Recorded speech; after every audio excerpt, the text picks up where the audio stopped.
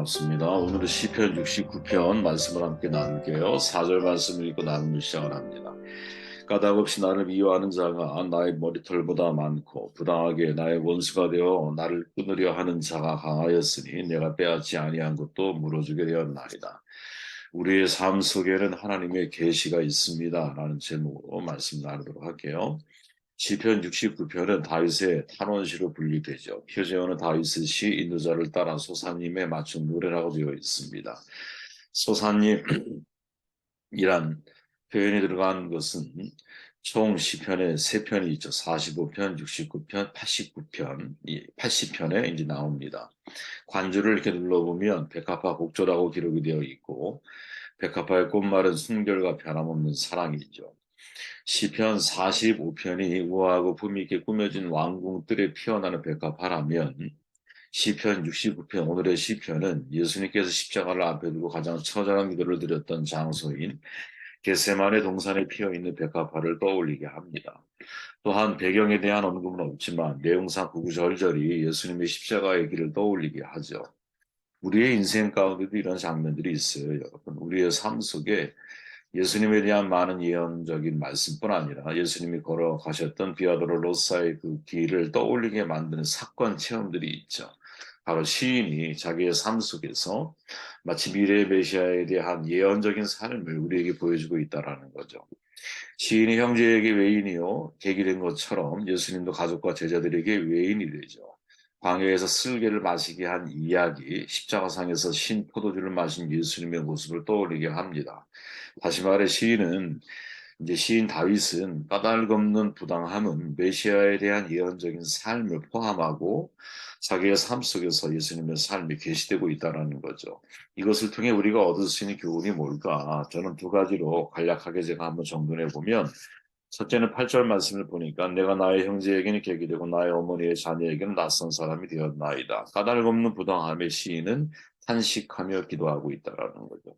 저는 이게 매우 중요하다고 봐요, 여러분. 인생을 살아가다 보면 하나님의 응답이 하나님의 부재 현상이라고 그러잖아요. 하나님이 나에게 응답하시지도 않고 나의 기도에 하나님이 아무런 어떤 시그널을 보여주지 않으실 때 우리가 어떻게 그 인생의 과정을 거쳐갈까? 그것은 여러분 탄식하며 하나님 앞에 기도하는 과정을 통해서 나의 내적인 신앙의 내공을 쌓아나가는 중요한 시기라는 것이요. 시편 69편 청년 다윗이 사울왕에 쫓겨다닐 때 깊은 고통 속에서 하나님께 구원을 간구하며 이루어질 하나님의 구원을 간구하는 시가 바로 이 시편이죠. 이 시는 다윗의 고난의 상황과 하나님의 구원을 구체적으로 표현하지만 동시에 또한 예수님의 십자가의 정황을 깊이 있게 예언자적인 마치 표현처럼 담아내고 있다는 거예요. 신약의 기자들은 이 시편에 있는 말씀을 예수 그리스도의 십자가에 인용함으로 이 시편을 통해서 예언된 예수님의 십자가 사건이 완성되고 이 시편을 통해서 십자가의 비밀을 계시하고 있죠. 먼저 다윗의 상황을 보면 형제에게 객이 되고 내 모친의 자녀에게는 외인이 되었다 이렇게 표현을 하고 있죠. 사울 왕에게 쫓길 때의 상황입니다. 사울은 국가의 명을 내려서 누구도 다윗을 돕지 못하게 할 뿐 아니라 더러 다윗을 보는 자들에 대해서 보고하도록 조치를 취했죠. 그럼에도 다윗은 이스라엘 형제들을 피하여 숨어야 했고 가족들에게까지 외인 취급을 받아야만 하는 상황에 직면하기도 했죠. 이런 기간이 무려 여러분 13년이에요. 바울이 다소의 자기 고향에 머문 시간이 대략 13년이라고 이제 알려져 있잖아요. 이 13이라는 숫자가 여러분 미국 사회에서도 굉장히 중요하게 쓰여지고 있죠. 이유는 잘 모르겠어요, 여러분. 저마다 의미를 부여하니까 각각의 이유가 있겠지만 어쨌든 이 13이라는 시간은 성경에서 매우 중요한 이제 뭐랄까요? 이 암묵적으로 중요하게 묘사되어져 있는 그런 기간 가운데 하나예요. 이 기간 동안 이유 없는 중상 모략이 있었고 비방이 있었고 부당하고 억울한 일을 지속적으로 경험하고 있죠. 여러분 이런 경험 당해보신 적 있습니까? 많은 여러분들이 한 10여 년 동안 누군가에게 이유 없이 까닭을 알 수 없는 미움을 내가 받고 부당하고 억울한 그래서 내가 여기에 맞대응을 해야 하지만 맞대응할 수 없는 그런 상황 속에서 무려 13년을 내가 쫓겨다니는 인생을 살아야 한다. 다윗은 이런 깊은 절망의 수렁에서 하나님께 부르짖죠. 그가 처한 정확한 상황을 알기는 내가 경험해 본 것이 아니기 때문에 그것 쉽지가 않아요. 그러나 다윗의 기도문들을 쭉 살펴놓고 보면 이런 기도까지 나오잖아요. 그들을 생명책에서 지어달라. 이게 얼마나 사실은 상황의 심각성을 우리에게 보여줍니까? 1절과 4절 사이의 표현들을 보면 다윗의 곤란하고 절망적인 상황을 거침없이 드러내죠. 4절에 중요한 단어인데 까닭 없이 나를 미워하는 자가 까닭 없이 나를 미워하는 자, 부당한 원수, 그리고 가까운 친구와 형제들에게도 배척을 당하고 있는 상황. 모든 행동은 까닭 없이 미워하는 자들에게 비난거리가 되죠. 지휘관을 막론하고 모두 그를 다윗을 비방을 합니다. 이 다윗의 마음 깊은 곳에 상한 마음이 있을 거예요. 그죠? 이 상한 마음을 이해하는 사람 하나도 없어요. 이 시인의 마음이 우리에게 전달이 되고 있죠. 여러분, 광야는 살고 산다라는 책을 제가 다시 보고 있는데, 도서관에 가면 있습니다. 여러분, 빌려서 한번 꼭 보셔요. 시리즈예요. 광야는 살다, 광야에 있다, 광야에 살다, 가나안에 거하다라는 책인데, 매우 유의미한 책입니다, 여러분. 이 이진희 목사님이 다윗의 광야를 탄식의 광야라고 소개를 해요. 쭉 여러 종류의 사람들을 소개하면서 다윗은 어떤 광야를 살았느냐, 탄식의 광야를 살았다 이렇게 소개를 하는 거예요. 우리가 시편 23편을 읽을 때 여러분 보통 우리가 떠올리는 장면은 아주 그런 거죠. 푸른 초장과 잔잔하게 흐르는 시냇물이 있는 그런 장면을 떠올리죠. 그죠? 그러나 시편 23편이 씌어진 배경은 여러분 그런 배경이 전혀 아니에요. 다윗은 푸른 초장이 아닌 광야에서 양들을 돌보죠. 뜨거운 때약 대신 내리치는 쉴 만한 그늘도 없고 여름이 되면 한 4개월, 5개월 정도를 나가 있어야 하는데 밤에는 이슬을 맞아야 되고 들에서 자야 되고 광야의 험한 산들을 오르내리다 발을 잘못 디디면 진짜 사망의 음침한 골짜기에 추락할 수 있는 위험한 곳들이 얼마나 많은지 몰라요. 실제로 가보면 여러분. 다윗은 양들을 지키기 위해 이리와 늑대 곰과 사자 싸워야 했죠. 외삼촌의 집에서 20년 동안 양들을 쳤던 야곱이 고백한 내용이 31장 창세기 31장 40절에 나오는데 세번역으로 읽어보면 이렇게 말해요. 낮에는 더위에 시달리고 밤에는 추위에 떨면서 눈붙일 겨를도 없이 지낸 것이 바로 저의 형편이었습니다. 이게 목자의 삶이라는 거죠. 시편 23편은 여러분 다윗이 광야에서 양을 치며 경험한 것을 바탕으로 하나님께 드리는 믿음의 고백이거든요. 만일 다윗이 직접 광야를 경험하지 않았다면 23편이라고 하는 그 아름다운 시 여호와는 나의 목자시오. 이 시편만 보면 아주 편안하고 잔잔한 호숫가에 앉아 있는 그러한 다윗이 떠오르지만 실제로 다윗이 이 23편을 쓰게 된 배경은 그런 배경이 아니라는 거죠. 그리고 그 광야에서 만났을 때 하나님이 어떤 하나님이 나의 목자가 되신 하나님이었다라는 거지. 그러나 여러분, 다윗의 또 다른 시편들이 많이 있잖아요. 예를 들어서 사울에 쫓길 때 광야에서 체험한 하나님은 이 여호와는 나의 목자시니 목자가 되는 하나님이 아니에요. 그때 만난 하나님은 여러분 시편 18편에 보면 나의 반석이시요 나의 요새시요 나를 지키시는 이시요 나의 하나님이시요 내가 그 안에 피할 나의 바위시요 나의 방패시요 나의 구원의 뿌리시요 나의 산성이죠. 어떤 광야를 지나는가에 따라 우리가 만나는 하나님은 다른 거거든요. 그리고 어떤 광야를 지나는가에 따라서 다르게 만나는 하나님을 통해 하나님이 당신을 우리에게 계시하시는 거거든요. 다윗이 광야에서 양을 치면서 만난 하나님은 나의 목자이신 하나님이야. 사망의 음침한 골짜기를 다닐지라도 해를 두려워하지 않는 것은 그분이 나의 인도자가 되시기 때문이야. 그러나 광야에 사울을 피해 쫓겨다니는 13년의 세월을 살아가는 동안 만난 하나님은 나의 요새와 산성 같은 하나님이고 나의 피난처가 되시는 하나님이신 거거든요. 까닭 없이 나를 미워하는 자들 속에 포함된 사울, 하나님께 버림을 받잖아요. 그죠? 까닭 없이 나를 미워하는 자들 속에 사울이 아주 중요한 인물로 포함되어 있잖아요. 근데 그는 하나님께 버림받은 사람이야. 그러나 그날로 왕의 자리에서 쫓겨나냐? 아니에요. 죽을 때까지 왕의 자리에 있었어요. 사울이 어떤 의인이에요? 노베에 있는 대제사장 아히멜렉을 다윗이 숨겨주었다는 이유 하나로 일가 친척은 물론 제사장 85명 다 죽여요. 그렇게 많이 죽였는데도 하나님은 그를 심판하지 않아요. 그죠? 마치 이것은 여러분 우리가 사울이 회개할 때를 기다리는 하나님의 마음처럼 읽을 수도 있지만 또 한편 보면 여러분 이걸 육이라 그러잖아요. 신학적인 용어로. 그냥 방치해 두는 거죠. 네가 그렇게 선택했어. 그럼 네 마음대로 살아. 결과를 네가 책임져. 마치 그런 거죠. 하나님은 분명히 다윗을 기름 부으심으로 선택하셨어요. 그런데 사울은 여러분 왕궁에서 자기가 하고 싶은 것을 다 하다가 자기가 때가 돼서 죽어요. 그때까지 다윗은 쫓기는 인생을 살거든요. 이때 다윗이 고백할 수 있는 자기 고백은 까닭없이 나를 미워하는 다윗 속에서 너무나 괴로운 거야. 그래서 이진희 목사님이 주목한 다윗의 삶에, 다윗의 인생에서의 광야는 뭘까? 그건 탄식함이라는 거지. 여러분, 우리 가운데 이런 인생의 광야를 지나는 분들이 얼마나 많이 있을까? 저도 그런 과거를 지내온 것 같아요. 여러분들도 혹시 그런 삶을 살아가고 있지 않습니까? 이 탄식의 광야. 저는 여러분 이게 되게 큰 은혜라고 봐요. 사실은. 시인 다윗이 여러분 시편의 절반 이상을 썼잖아요.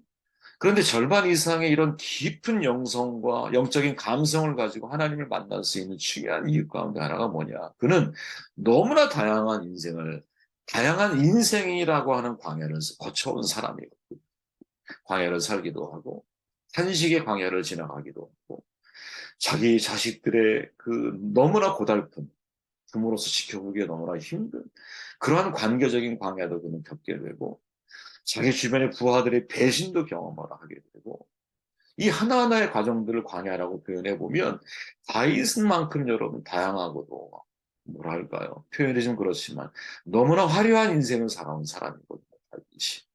그런데 그 모든 광야를 탄식이라고 하는 단어로 정문했을 때 이 탄식이라고 하는 광야 속에서 다윗은 하나님을 너무나 깊이 알아가는 거죠. 너무나 깊이 알아가는 거죠. 홀로 광야 굴속에 있을 때 아들람굴에서 부하들을 만나기 전에 홀로 피해 다녀야 되는 거 아니에요? 홀로 광야 굴속에 있을 때 다윗은 매일같이 기도했을 거예요. 하나님, 오늘 하루를 지켜주십시오. 사울로부터 하나님이 지켜주시지 않으면 제가 어떻게 이 하루를 버틸 수 있겠습니까? 그죠? 매일매일 이 기도를 했을 거거든요. 매일매일. 왜?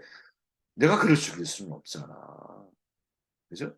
그리고 광야 13년 동안 그 유대 땅에 있는 광야를 정말 이잡듯이 피해 다니며 그 광야를 돌아다녔을 거거든요. 1년, 1년이 아니에요. 13년이요. 아침마다 기도하지 않을 수 없을 것이고, 저녁에 눈을 붙여 잠이 들 때는 하루의 삶을 돌아보면서 얼마나 이 한이 남는 고백을 하나님 앞에 드렸겠어요. 그죠?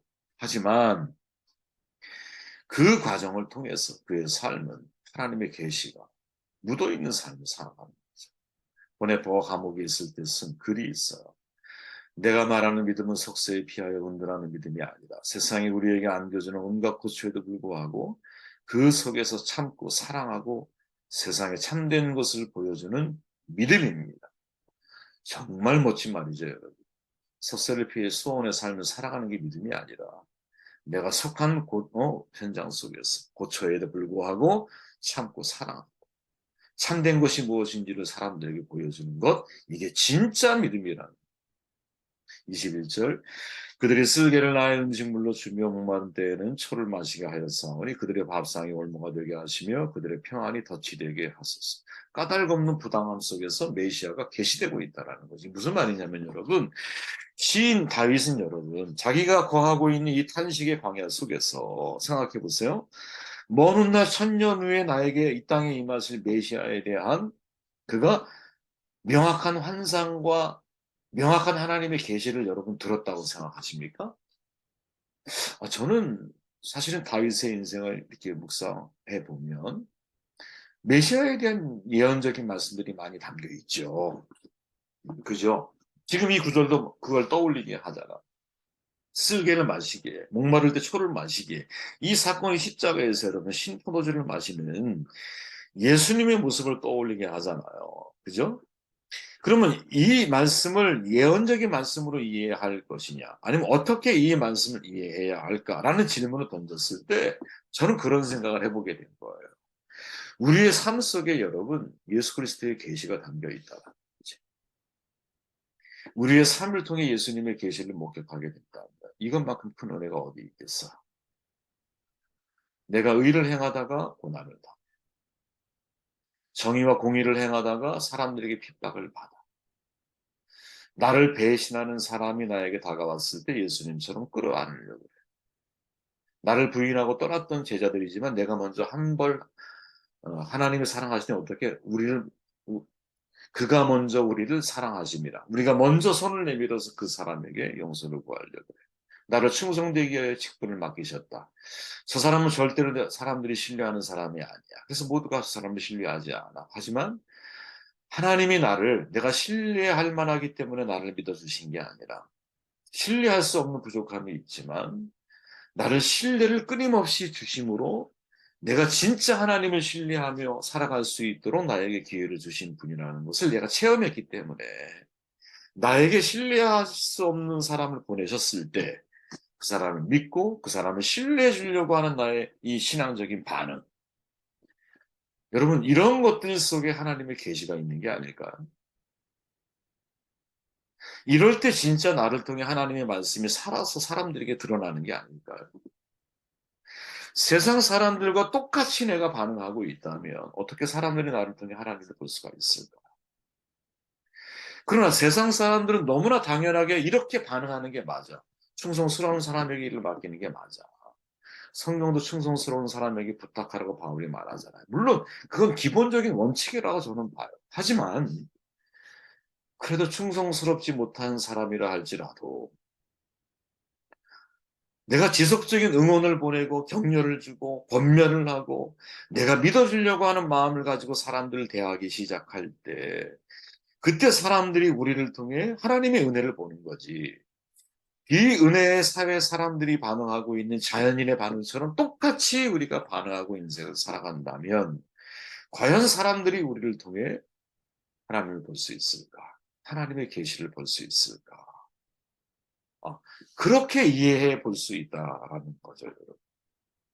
지금 여러분 이런 표현들은 여러 종류의 사람들을 통해서 나와요. 그죠? 예수님의 메시아적인 예언자적인 구약의 말씀들이 얼마나 많아요. 쓸개 초 마시게 하는 이 사건은 바로 메시아를 떠올리게 하는 계시가 이 속에 담겨 있거든요. 그러나 진짜 우리가 봐야 할 계시는 뭘까? 질문해 보면 그런 거죠. 나의 삶 속에 하나님의 계시를 내가 진짜 보여주고 있느냐. 아니, 지금까지 경험한 나의 삶 속에서 하나님이 나에게 예수 그리스도의 삶을 경험하게 만든 계시들이 있는가? 그게 무엇인가? 그리고 우리 역시 사람들에게 나의 삶을 통해 하나님의 계시를 보여주는 삶을 살아내야 할 책임이 있는 것이 아닌가 생각을 해보게 되었습니다. 저 여러분들의 삶이 우리의 인생 속에 하나님의 계시가 있구나. 그것을 찾는 은혜가 있기를 바라고요. 더 나아간다면 세상의 자연인들이 반응하는 것처럼 내가 똑같이 반응할 때 과연 우리의 삶을 통해 하나님의 살아계시는 사람들이 볼 수 있을까? 하나님이라면 내가 어떻게 하길 원하실까? 이 질문을 가지고 세상을 상대하시는, 더 나아가서 여러분 탄식의 광야를 지나는 분들이 계세요. 제가 어제 우리 장로님한테 장로님은 탄식의 광야를 지나는 것 같아요 라는 말씀을 드렸지만 어, 이때가 진짜 은혜의 때입니다. 왜냐하면 내가 하나님 한 분 외에는 살아갈 수 없는 것을 경험하는 거거든요. 하나님이 내 인생의 가이드가 되주셔야 내 문제가 해결이 되는 거거든요. 다윗이 그 과정을 거쳤기 때문에 제2의 사울을 죽인 거죠. 우리에게 이 은혜가 있기를 주의 이름으로 축원합니다.